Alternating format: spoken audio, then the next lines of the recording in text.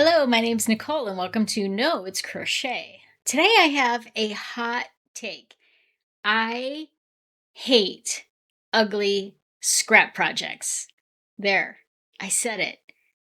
I mean, well, just by saying ugly, doesn't that then kind of indicate? But I think most scrap projects are ugly. And I'm going to talk about why and maybe what we can do instead so that if you're on the same page with me, then maybe we can figure out how to use up some of our scrap and some of our stash and not make ugly projects. Are you with me? Then let's go. So, scrap projects don't have to be ugly.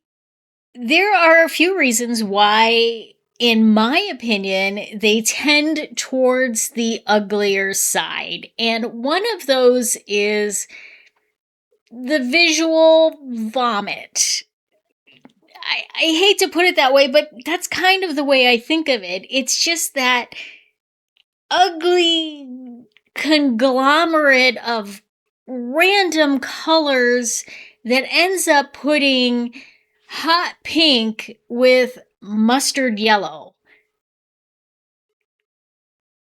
It just doesn't work for me. So let me show you. I have scrap.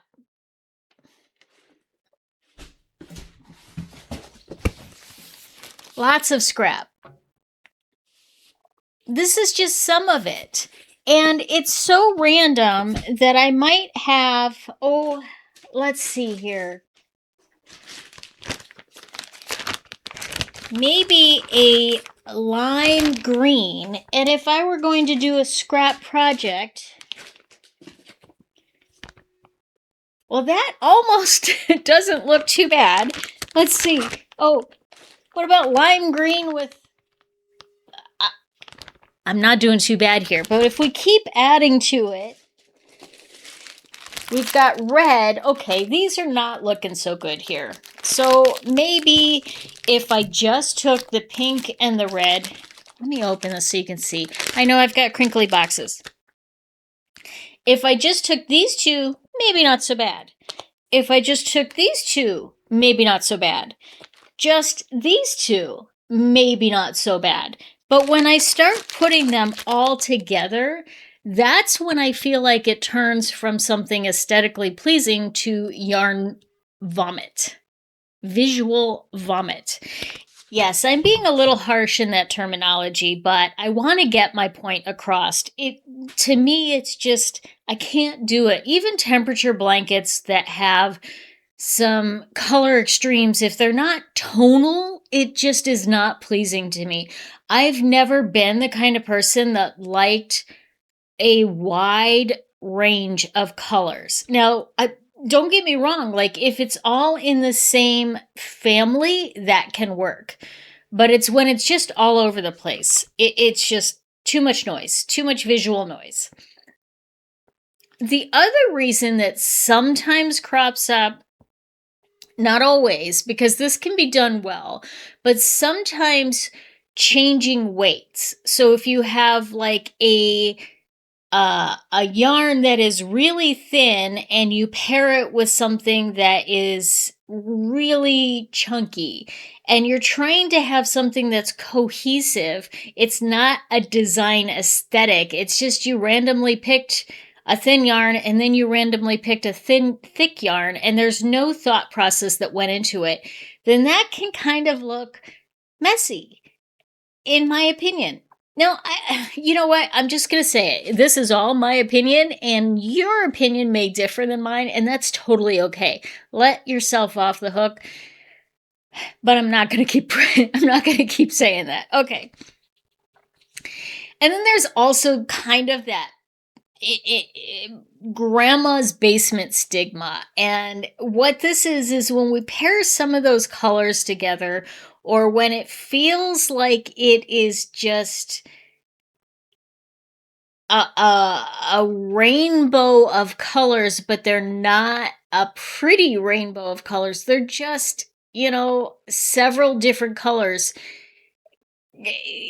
to me, it just kind of reminds me of Grandma's basement, which is probably one of the reasons why I never learned to crochet until I turned 50 years old. And now I'm a grandma, and I'm doing the Grandma's basement thing, but with prettier colors. So those are some of the reasons that I kind of feel like I personally don't like most of the scrap projects. I don't care if it's a hexagon cardi or some of these blankets, scrap blankets or scrap bags or whatever it is, when it's just kind of a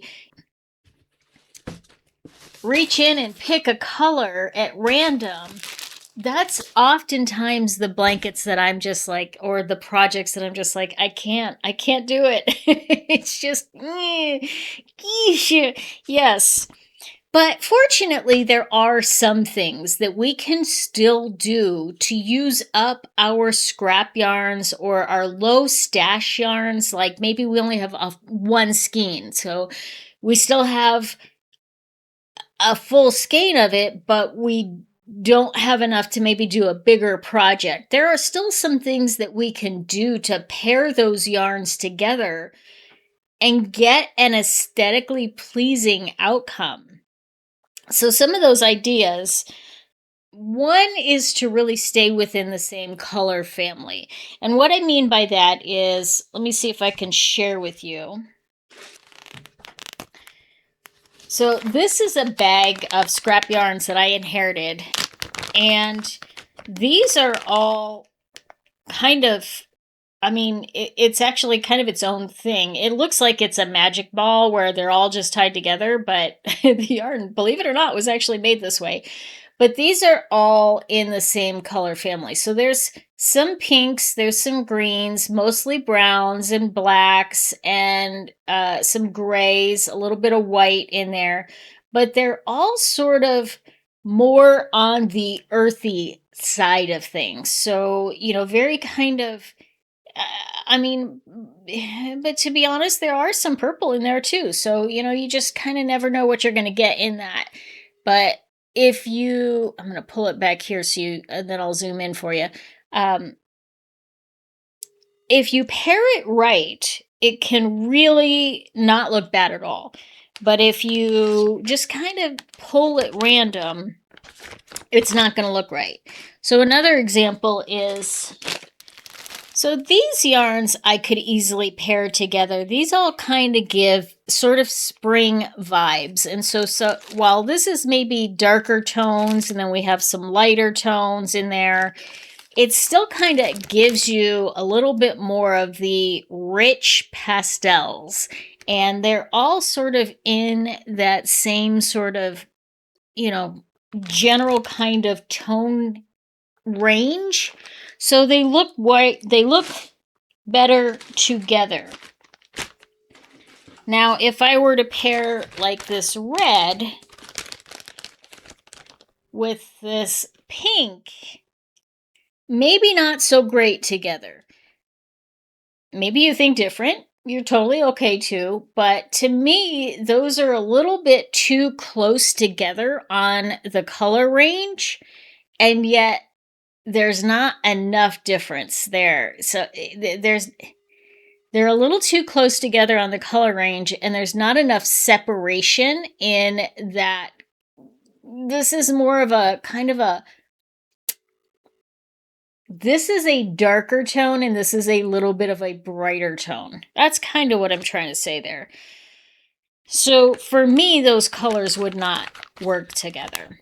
And a lot of this is just kind of experimenting and playing with things rather than just kind of grabbing and going. But another example is, this is a flat, more of like a ribbon yarn. And if I had paired it with this one, which is more of a fluffy, round, twisted yarn, unless it was in the right tone and you're really doing it with some deliberate intention, it's just not going to work. I do have a project that I've been working on that uses different types of yarn. And this is all scrap from a scrap blanket. and it was meant to be knitted, but I'm actually crocheting with it just to kind of play around and see how it works together. But you can see there's actually some mohair in there. There is some, fluffy kind of blanket yarn in there. There's a regular worsted in there. There is a lot of variation, and that actually doesn't look too bad together because it's intentional. And that is really the goal. So you can see it kind of shifts though here where it's one type and then it shifts over, and this is less intentional, so it's not quite looking right in that area. This is looking very white on the camera, but it's actually kind of a very muted green. So here's the mohair, and then you've got kind of a bumpy, twisty yarn there, and it's just fun. Went all over the place. It's just fun to kind of pair these together and experiment with them. But all of these yarns were dyed very similarly, so that helps to create some sort of cohesion in this project. Again, that, it's done with intention that way. Oh yeah, I'm making a big old mess here. And when it's done with intention, that makes a very big difference overall in what the project ends up looking like. You can do wild and crazy things, but do it with intention, do it with purpose. Another great idea is that you can take a neutral colored yarn and tie a bunch of different colors together. So even if you are doing that, just grab one and whatever comes up next, that can still work as long as you're tying it together with a neutral colored yarn. So it might be if, for example, you're doing like a blanket, you do one row of wild color, the next row of the neutral color, another row of a random wild color, and then back to the exact same neutral color. So you're just rotating, and every other row stays that exact same neutral color. That helps to tie things in together and bring some cohesion to the overall project. And if you're doing scraps anyway, then you can just grab one of your skeins that maybe you have a larger quantity of and weave that in and utilize that to kind of bring together all of those scrap projects. And then another idea is to use a neutral color that is paired with your randoms so that that neutral color carries through the entire project and you hold it together. So just like this is the gray held together with the purples, it brings the whole project together. And so even if I were changing from this purple yarn to something else, the gray would hold that neutral kind of tone all the way through the entire project, making it a little bit more consistent, a little bit more reliable, and aesthetically cohesive. I like that word, aesthetically cohesive. Well, that's 2 words. Yes. Anyway, you know what I'm talking about. So doing something like that, bringing it all together by using one solid color or one consistent color of yarn that you hold double with the rest of the yarns can help with that sort of aesthetic cohesion altogether. Yeah. And then the other idea is really kind of get down to the basic level. A lot of these ideas will work with bigger projects, whether it's a blanket or a cardigan or something like that that you're doing that's a scrappy project. But at the end of the day, you can take smaller quantities of yarn and focus on smaller projects. There are a ton of tiny projects out there. You know how I know? Because I have a free giveaway for you. I have been working on a handout that includes over 75 different free scrappy projects. And these are all quick projects. Almost all of them are less than 150 grams of yarn. So 150 grams, 150 yards. I'm not sure. I'll have to get back to you on that. And it's 150 yards. 150 yards, because 150 grams is quite a bit. It can be anyway. Anyway, so far on that list, I have 75 projects. I think that I'm going to get it even higher. And that actually is kind of a misnomer because some of the links that I'm sharing are roundups for, like, for example, Christmas trees roundups. So that one alone has 25 different projects in it. So legitimately, I am well over 100 different projects that you can do with scrap yarn. And that I'm going to give to you for free. So just look for that in the description below, and I will make sure that you get a copy of that if that's something that you're interested in. But these scrap projects are super easy to do. This one, I'm actually creating a crochet wallet, and I'm just winging the pattern. I don't have a pattern for this one. There are some crochet wallet patterns out there. I've done 2 of them so far, and so this one I'm kind of like, yeah, I'm ready to go on my own and figure out what I want it to be like.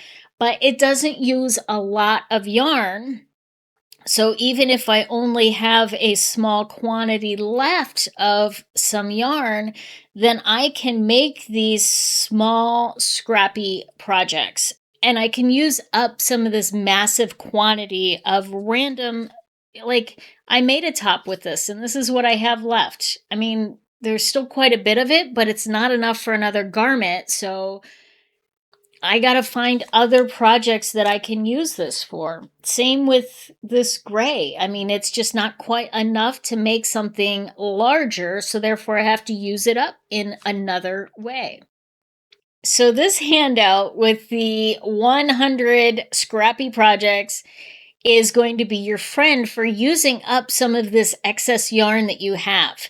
And while it's all using smaller quantities, it also means that it's going to be quick wins, and you're like going to just start turning out some of the scrap yarn or excess yarn or smaller skein quantity yarn that you have, and none of them are going to be ugly, and all of them are going to be free.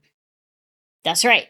And I've vetted them. So, I've looked at the patterns. I've made sure that none of them are AI generated free patterns. These are all legitimate patterns that I vetted. No, I haven't made all of them, but I have looked them over and ensured that they're not just AI garbage. So you can be a little bit safe in that regard. So I'll make sure you get that. And I would love to know from you, what are your favorite scrap projects to make? That list, I gotta say, does not include some of the most common things like cowls and scarves and hats, because those are kind of like the normal go-to type projects, and I wanted to come up with some ideas that were a little bit more unique and different. That's kind of the same thing. Yeah, we've got it. Okay. Anyway, so we've got all of that going for you. And let me know in the comments below what you think of these ideas.